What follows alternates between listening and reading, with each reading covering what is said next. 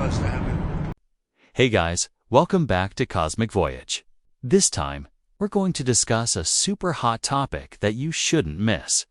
A major conflict in the Middle East that could drag America into it. There's a big movement in the US Congress to block President Trump from attacking Iran without permission. Curious about what's really going on? Let's break it all down in this video. So here's the story, guys. Tensions between Israel and Iran are heating up, and airstrikes have even taken place on Tehran. In the midst of this chaos, President Trump is posting on social media, telling everyone to ask Tehran and saying that Iran should not have nuclear weapons. Now, New England Democrats like Elizabeth Warren and Bernie Sanders are saying, stop.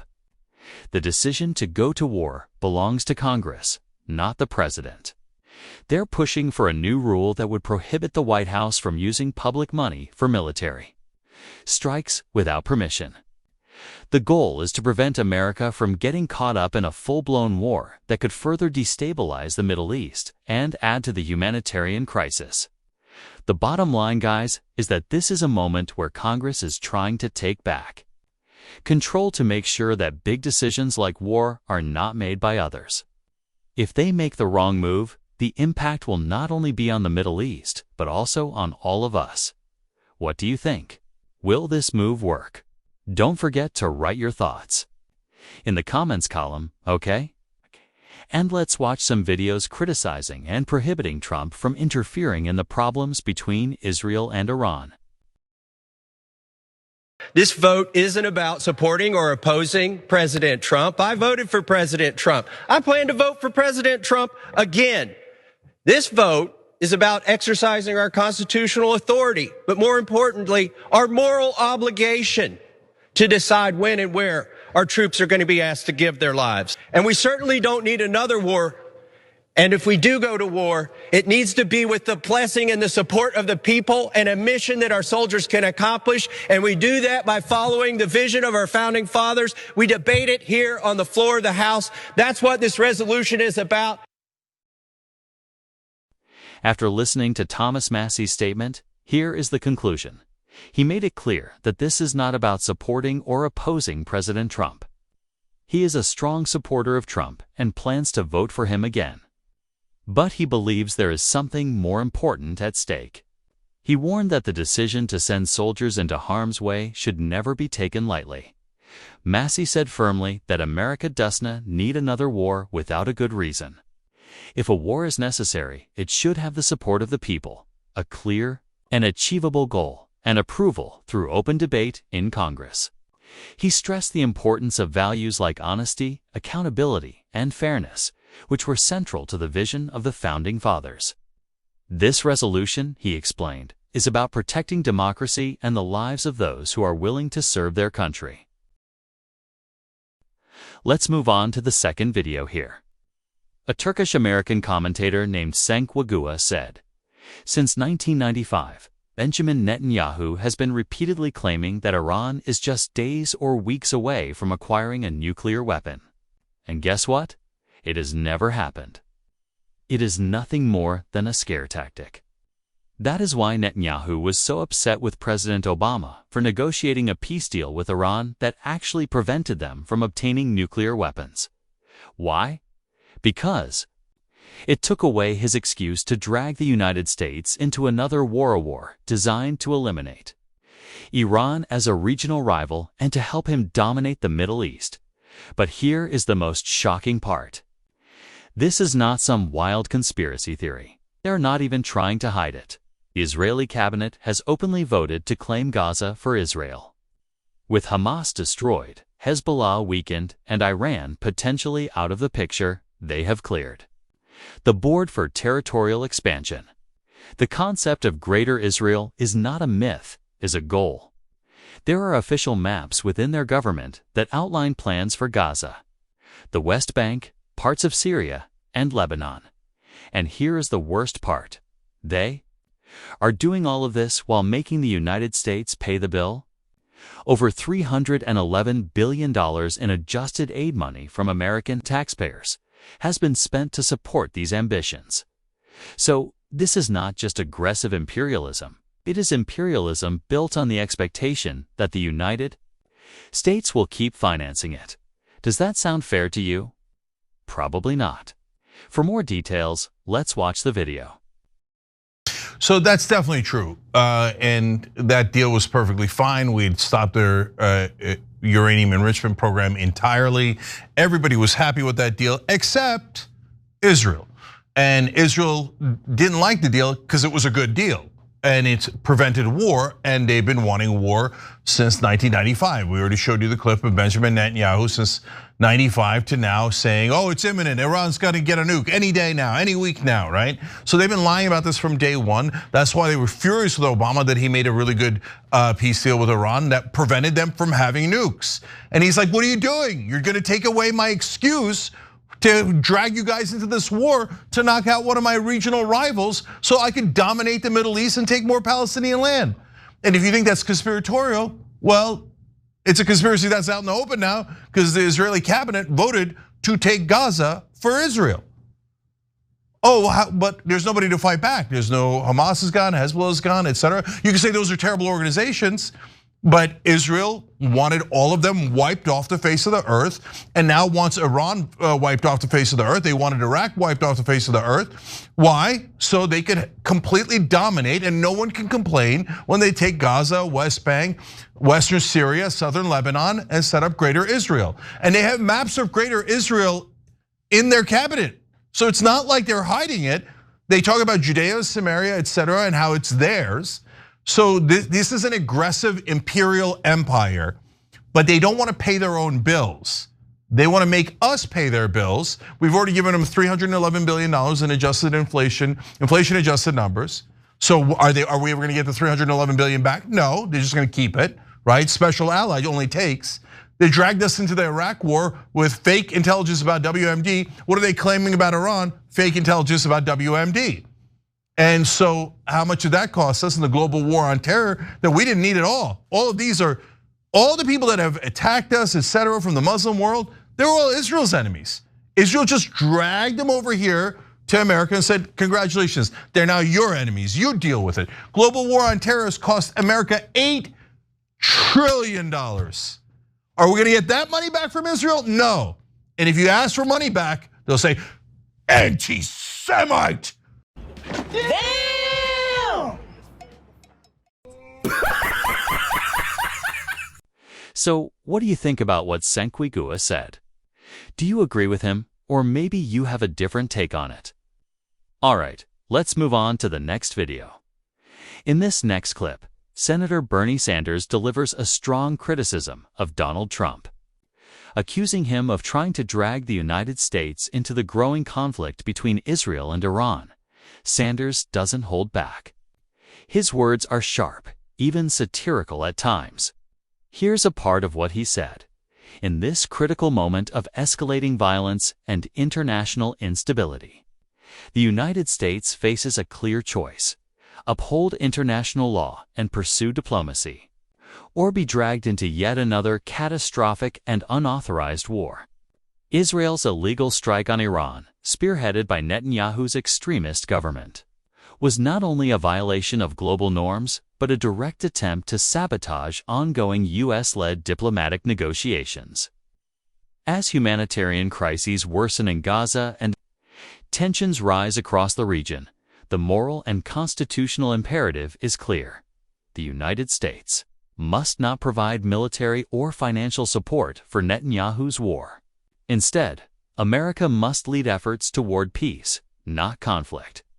To do otherwise would betray both our values and the needs of our own citizens at home. Enough is enough. For more context and to hear it directly from Senator Sanders, let's watch the full video. We are looking at the horrific war in Gaza, where, as we speak, thousands of Palestinian children are facing starvation due to Israel's inhumane and illegal war policies.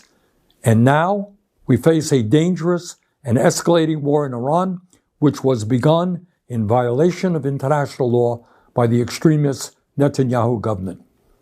And the main point that I want to make today is that it is absolutely imperative that the United States not be dragged into this war.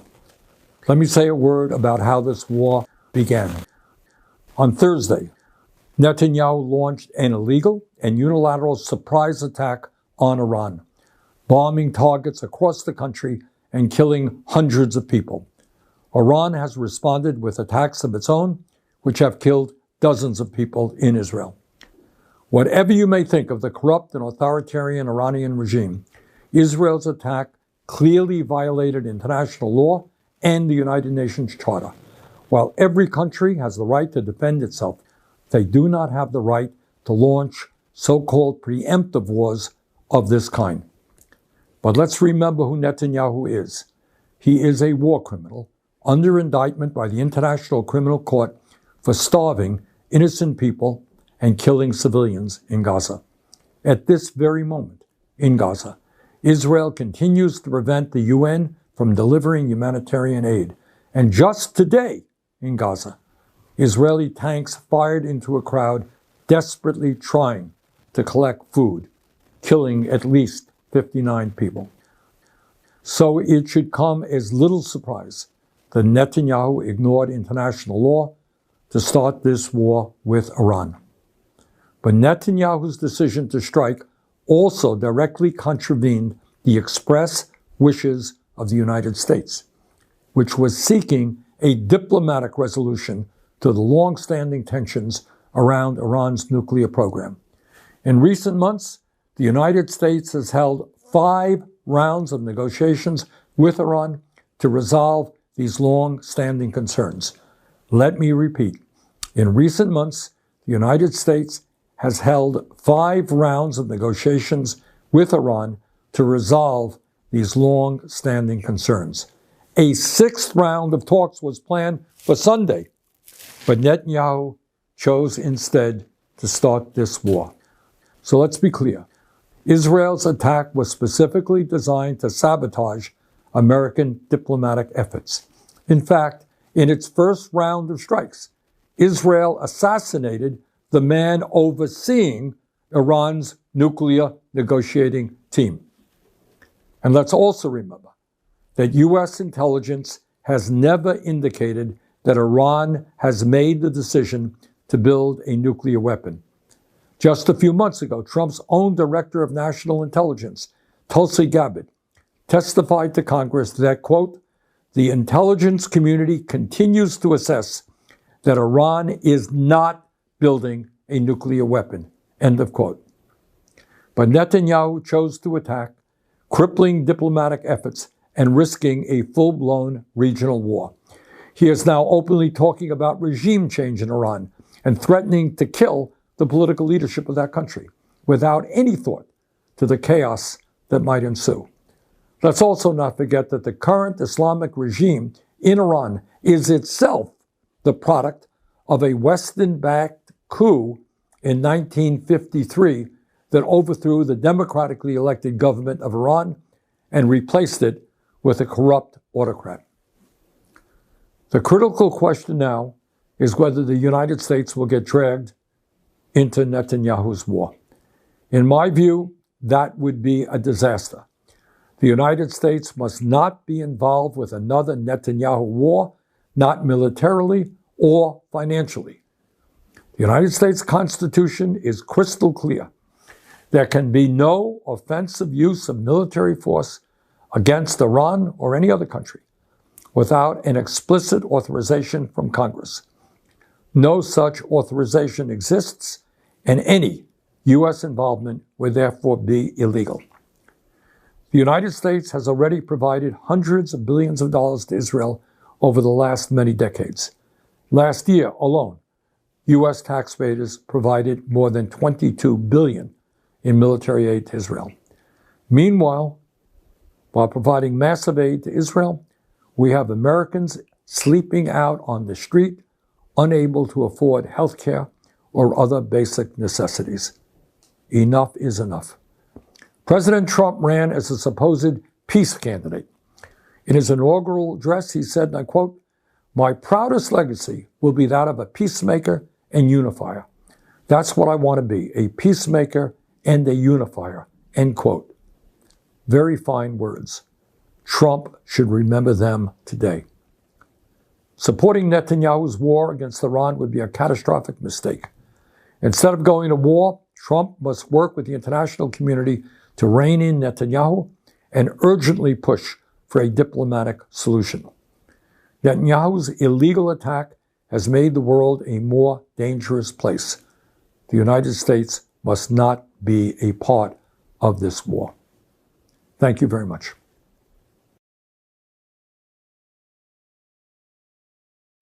From what we just heard, Senator Bernie Sanders strongly opposed the idea of America getting involved in the conflict between Iran and Israel, warning that it could bring serious consequences for the United States. He believes that with America are already facing economic hardship, including rising inflation and growing chaos at home. The country really doesn't need another war right now. So what do you think? Should the U.S. intervene in the Israel-Iran conflict? If you're someone who's been feeling just how tough life has gotten in America lately, you might find yourself agreeing with what Senator Sanders had to say. Well, let's move on to the next video. Things that matter when it comes to the decision making, and I think that that's what's happened here. Second question is, if the president in his first term was willing to give the Taliban 18 months to come up with a deal, why was there only 60 days given to the Iranians to discuss something which is much more complicated? Again, I'm not going to discuss the details of the decisions made by the president. Andrea? I'm just saying that was Tulsi Gabbard's testimony in open session to the committees. Well, yes, and as I've noted, today is not that day. Next, yes? Yes, sir. Tie in the white shirt. Thank you. Is that you're just suggesting that Andrea, we're moving on, please. Let's please be able to manage this. Sir. In this clip, you see Alan Fisher from Al Jazeera English throwing out some pretty tough questions to the U.S. administration. First, he points out that just a few weeks ago, on March 26th, U.S. intelligence said Iran wasn't working on a nuclear bomb. So what changed? Why is the U.S. suddenly acting like Iran is on the verge of building one?